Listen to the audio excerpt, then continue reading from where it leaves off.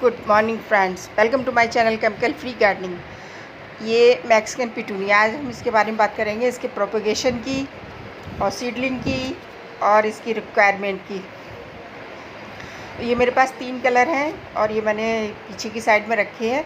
तो पीछे की साइड में रखने से साइड इफ़ेक्ट क्या होते हैं बारिश के दिनों में, मैं आपको बताती हूँ। ये मैंने एक दूसरे के ऊपर रख दिए थे कि गर्मियों से बहुत पड़ने लगती है, तो मैं इनकी चेंज कर देती हूँ, पोजीशन जो होती है वो चेंज कर देती हूँ। तो ये देखिए, मैं आपको बताती हूँ इसमें प्रॉब्लम क्या शुरू हो गई है मानसून में। ये देखिए, ये फंगल इन्फेक्शन शुरू हो गया। और इस तरह से अगर आप प्लांट को छुपा छुपा के, घुसा के या पास पास में बिल्कुल रखेंगे तो ये प्रॉब्लम शुरू हो जाएगी। तो प्लांट को कोशिश करो इनके बीच में डिस्टेंस हो जाए, इस तरह से रखो। और धूप भी लग जाए थोड़ी बहुत, और बारिश हो रही है लगातार तो परेशानी हो रही है। ये देखो, रूट बॉन्डिंग हो गई, नहीं हो गई है, तो इसे रिपोर्ट करना पड़ेगा, कितनी रूट बाहर निकल आई हैं। तो इस तरह से रूट बॉन्ड हो जाए तो अपने प्लांट को रिपोर्ट कर दो। मैंने भी कई प्लांट रिपोर्ट किए हैं। ये रिपोर्ट करने के बाद ही मैंने इसे छुपा के रख दिया था, जिसकी वजह से इसमें फंगल इन्फेक्शन शुरू हो गया है।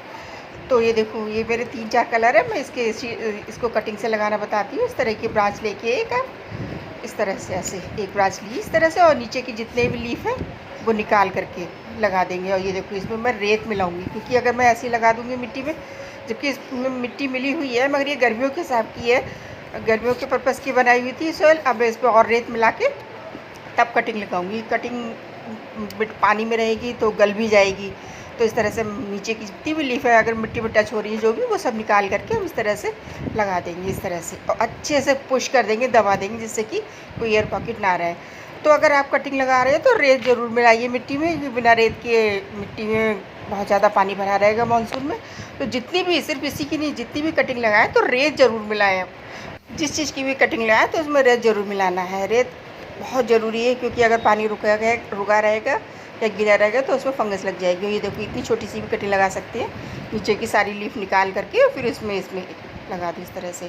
क्योंकि ये पोर्टोल्का की मिट्टी मैंने रेडी की थी, तो इसमें रेत काफ़ी मिला हुआ है।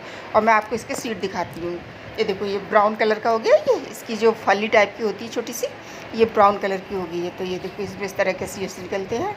और आप कच्ची मत निकाल लीजिएगा, एक में कम से कम 8-10 होते हैं, तो आप कच्ची मत तोड़ लीजिएगा।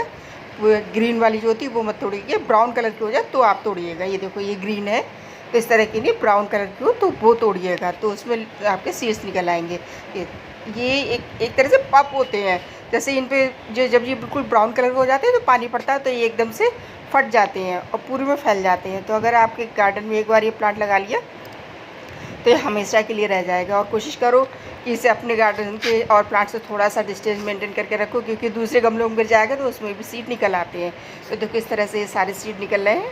और ये देखो, ये पप कर गया अपने आप, ये खुल गया है। खुल के देखो, इसके सारे सीड इस तरह से फैल गए हैं। और कुछ इधर उधर हवा के साथ गिर जाते हैं, कुछ खूब दूर तक इनमें जैसे ही पानी पड़ता है तो ये पूरे में फैल के गिर जाते हैं, और अपने आप सीड्स रेडी हो जाते हैं इनके, है ना, सीडलिंग शुरू हो जाती है। तो ये है पिंक कलर का, वो है पर्पल कलर के। तो इस सीड को क्या करना है, इस तरह से सिर्फ मिट्टी भुरभुरी करके और डाल देना है। बहुत ईजी टू ग्रो है, आराम से ग्रो हो जाते हैं।